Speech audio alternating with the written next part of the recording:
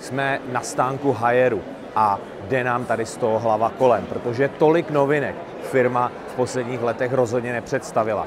Je to neuvěřitelné, kolik věcí je tady k vidění. A to jak pod značkou Haier, tak pod značkami Candy a Hoover.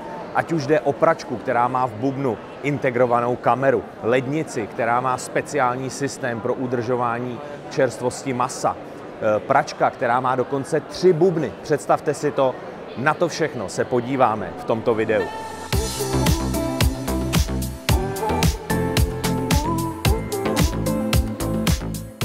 O umělé inteligenci v kontextu s domácími spotřebiči mluví firmy velice často, ale současně jde také často o marketing. Trošku je to nadnesené. V případě ale těchto prototypů nové generace praček a sušiček Haier se o umělé inteligenci už určitě mluvit dá. A to z toho důvodu, že pračka má 9 inteligentních senzorů, včetně kamery, která snímá obsah bubnu a díky tomu dokáže přesně vyhodnotit, jaké prádlo jste do té pračky vložili a samozřejmě kontinuálně kontroluje ten prací cyklus. Na rozdíl od stávajících praček, které to prádlo různě váží podle nasákavosti a podobně, tak tady díky té kameře ta míra toho rozpoznání je mnohem vyšší a díky tomu i ta optimalizace toho pracího cyklu se dostává na úplně novou úroveň. V péči o prádlo u Haieru ještě chvíli zůstaneme. Já tady teď stojím u spojené pračky a sušičky. Je to takový trend, který dorazil do Evropy postupně z Asie. Haier se teď přidává a už ve 4. kvartálu 2025 by mělo toto dorazit i na český trh. Zaujme ta řada, která se nazývá Couture, tím designem. Všimněte si toho povrchu originálního, ale také barevného dotykového displeje, velmi přehledný panel, přes který ovládáte oba ty spotřebiče, které jsou propojené samozřejmě, čili pračka informuje tu část sušičky, co se bude sušit. Pokud zapomenete prádlo v pračce nebo nebudete se stíhat vrátit domů, tak ta pračka má systém, který dokáže udržet to prádlo svěží po dobu až několika hodin. V chlazení přichází Haier se skutečně revoluční technologií. A já toto slovo nepoužívám příliš často, ale v tomto případě je asi na místě, protože tato lednice obsahuje novou technologii NutriBank. Jedná se o zásuvku, ve které je vytvořeno magnetické pole a teplota -3 stupně Celsia. Ta zásuvka slouží k uchování čerstvého masa a ryb po dobu až 60 dnů. A i po 10 dnech si uchovává maso 95% proteinu a nezamrzá, i přesto, že tam jsou ty -3 stupně Celsia. Jak je to udělané? Magnetické pole zajistí, že voda nevytvoří velké krystaly, které roztrhají při běžném mražení vlastně ty buňky a naruší tu strukturu toho masa. To je to, co znehodnocuje nebo snižuje kvalitu i nutriční hodnotu masa, pokud ho zmrazíte. Tady k tomu nedochází. A díky té extra nízké teplotě, nižší než je v běžných nulových zónách, tak je ta čerstvost udržena skutečně po neuvěřitelně dlouhou dobu. Na to, že to je zásuvka v chladícím prostoru. Čeho bychom se měli dočkat již brzy na českém trhu, jsou parní trouby Haier, dostupné v různých variantách, od jednoduché páry pomocí příslušenství až po plnou parní troubu s parním generátorem a multifunkcí, to znamená i možností kombinace páry a pečení. Trouby používají i umělou inteligenci, ty nejvyšší modely jsou schopné rozpoznávat vložené jídlo a podobně.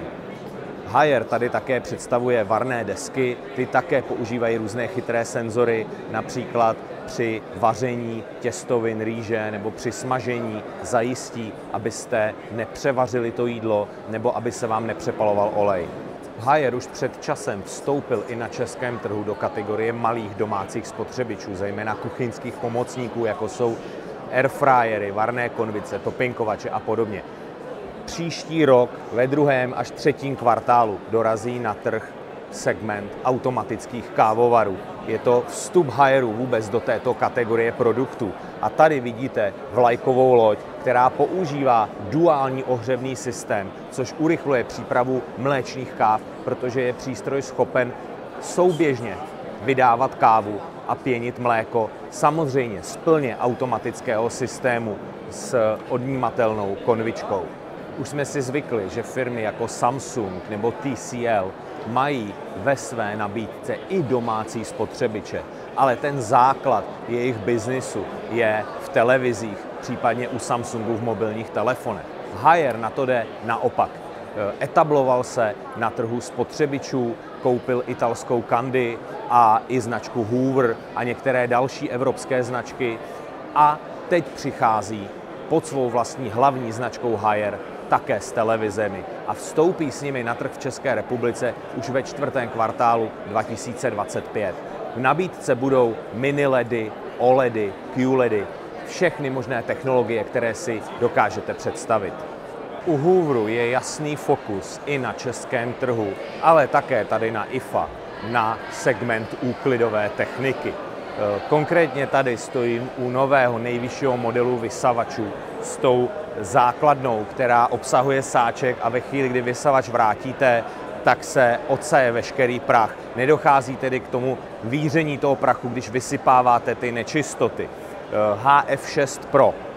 Zajímavé je to, že ta základna je poměrně kompaktní. U většiny vysavačů na trhu, nebo i těch, které jsme tady viděli, tak má výrazně větší rozměry a zabírá dost místa. Vedle toho tady ukazuje Hoover také podlahové myčky. To je segment, který se velice dynamicky rozvíjí napříč celým trhem. Nejvyšší model H2 TV6 taky bude dostupná na českém trhu. A konečně se Hoover také vrací do segmentu robotických vysavačů s modelem HG8, to je nejvyšší varianta, která bude dostupná a ta obsahuje tu základnu s nádržkou na čistou vodu, na špinavou vodu a samozřejmě funkcí odsávání prachu a kompletní údržby toho robotického vysavače. V sekci značky Candy přitahuje jednoznačně největší pozornost tato pračka. A vy si teď možná říkáte, proč mám najednou v reportáži jiné tričko. Poslední den veletrhu jsme se vrátili, abychom tuto část přetočili, protože jsme se mezi tím dozvěděli, že pračka bude uvedena na český trh. Původně jsme měli informaci, že nikoliv. A o co tady tedy jde? Jedná se o pračku se 3 bubny, které se tady mimo záznam přezdívá Mickey Mouse. To asi není potřeba nějak vysvětlovat. A ta pračka má 3 bubny protože roste zájem o separování různého druhu prádla, zejména pokud perete dětské prádlo a třeba nějaké postýlky pro zvířata a podobně. Tady máte 10kilový buben, ten hlavní, a nahoře jsou 2 separátní bubny po 1 kile. Násypka se nachází tady dole. Candy také tady představuje ještě verzi, kde tady ty horní bubny slouží jako sušička, pračko-sušička a tato verze pračky má potom autodosing, který je umístěný tady, zásobník na tekutý detergent. Možná si říkáte, jestli to bude efektivní. Candy slibuje, že pračka opravdu velmi dobře pracuje s vodou a energií a jedná se o efektivní, úsporný spotřebič. A to i proto, že můžete prát jak ve 3 bubnech najednou, tak samozřejmě použít některý z těch menších separátně. Jenom na 1 kilo prádla, třeba ponožky nebo nějaké choulostivé prádlo, kde potřebujete rychle zajistit jeho vyprání.